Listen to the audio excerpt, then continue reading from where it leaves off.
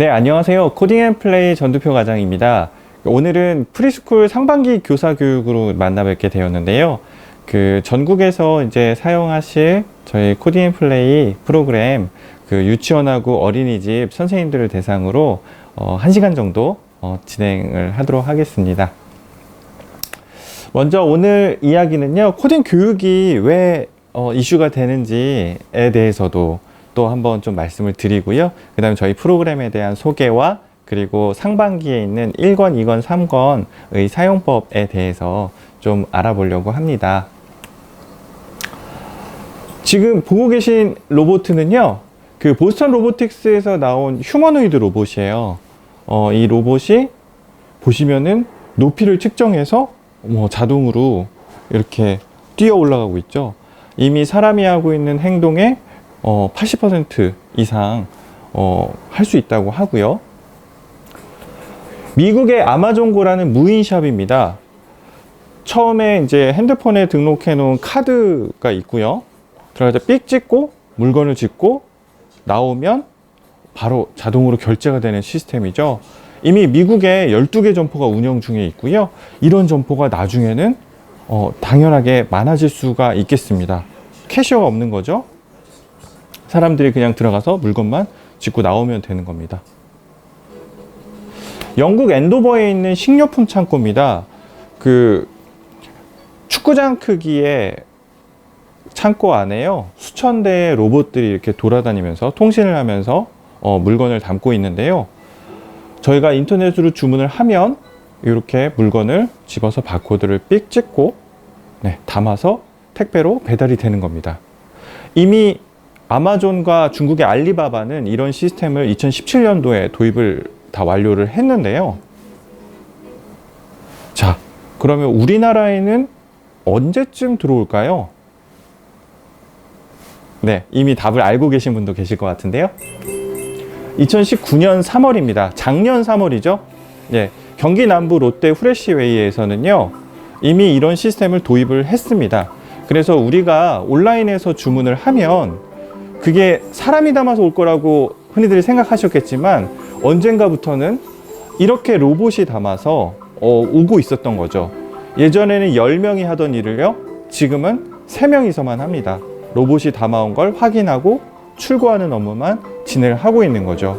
그래서 이렇게 담기기까지요, 7분밖에 걸리지 않고요. 그래서 우리 집에 30분 만에 올 수 있는 겁니다.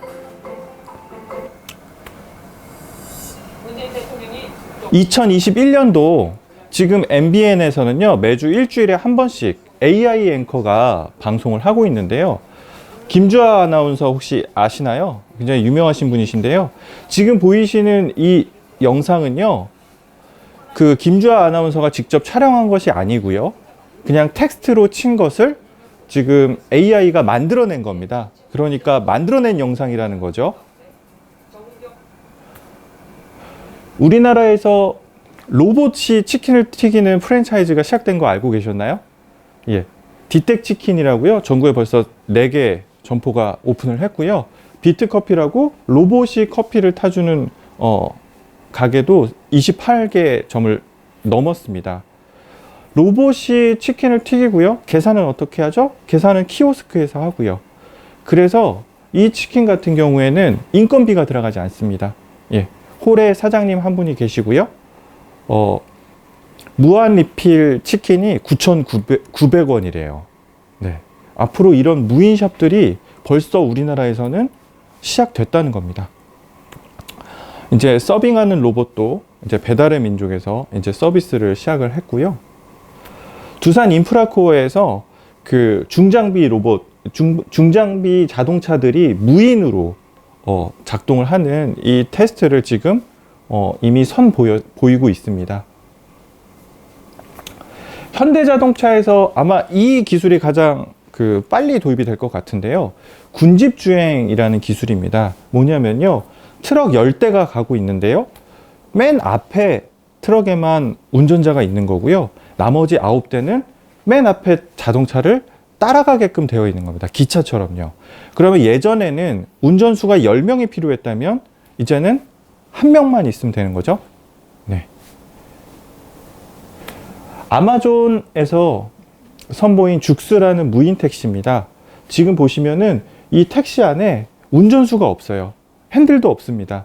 그냥 이렇게 네모난 데 사람이 타기만 하면, 저희는 이제 카카오 택시 어플을 부르면 이제 택시가 오는데, 지금 미국에서는 아마존 죽스 무인 택시가 테스트를 하고 있는 거죠. 네. 지금 보셨다시피 굉장히 빠르게 변하고 있고요. 아마 5년, 10년 내로 우리 일상에도 굉장히 많이 변할 것 같습니다. 정부에서도 이것들을 알고 있는 거죠. 그래서 코딩을 2018년도에 모든 아이들이 다 배워야 된다. 2019년도에 초등학생들도 다 배워야 된다. 그리고 고등학교에 문과, 이과를 이제는 합치는 시대가 온 거죠. 그래서 모든 아이들이 코딩을 배워야 된다라고 이야기를 하고 있고요. 해외 같은 경우에는요, 영국은 초등학교 때 180시간, 중학교 때 90시간, 고등학교 때 60시간을 코딩을 배운대요. 그래서 영국에서는 수학, 과학과 같은 수준으로 배우고 있고요. 뭐 이스라엘도 270시간, 인도도 180시간, 중국도 210시간 정도를 배우고 있어서 아마 우리나라도 아직은 적기는 하지만 조만간 수학, 과학과 같은 수준으로 코딩이 늘어날 수도 있다. 예. 그것뿐만 아니라요. 그 정부에서는 이제 AI 교육, 인공지능이죠. 그 인공지능 교육을 2022학년도 교육과정부터는요, 초등학교, 중학교, 고등학교에 AI 교육을 필수 교육으로 추가로 넣겠다고 발표를 했어요. 그래서 AI 기초 과목하고요, AI 수학, 인공지능 수학 과목이 우리 아이들 배우는 학교 들어가는 시점에서는 공교육에 도입이 된다는 겁니다. 네. 자, 그럼 한번 생각을 해볼게요. 지금 올해 선생님들이 만나시는 5세, 6세, 7세 아동들, 이 아이들에 대해서요, 우리 엄마들, 우리들의 생각들은 어떨까요? 기존에 우리가 배웠으니까, 우리가 학원 다녔으니까 그냥 그렇게 국어, 영어, 수학 하면 되지 않을까? 라고 생각을 하고 있는데요. 그래서 아마 어머님들 머릿속에서는 태권도 음악학원, 학습지 공부방, 어학원, 뭐 영수 전문학원 다니면 대학에 갈 수 있을 거야 라고 생각을 하셨을 텐데요. 방금 보셨던 것들, 자율주행 자동차가 우리나라에 보급되는 시기가 이 아이들이 중학생이 될 때는 이미 자율주행 자동차들이 돌아다닐 거라는 거예요.